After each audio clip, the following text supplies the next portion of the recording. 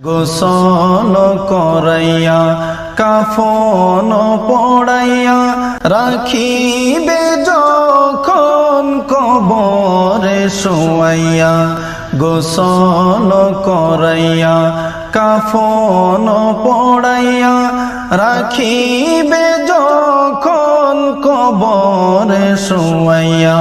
লইয়া গোকুলে গোলাম বলিয়া, লইয়া গোকুলে গোলাম বলিয়া। ইয়া রাসূলুল্লাহ ইয়া হাবিবাল্লাহ, ইয়া রাসূলুল্লাহ ইয়া হাবিবাল্লাহ। অন্ধকার কবরে থাকিব একা, দয়া করিয়া দিও গো দেখা।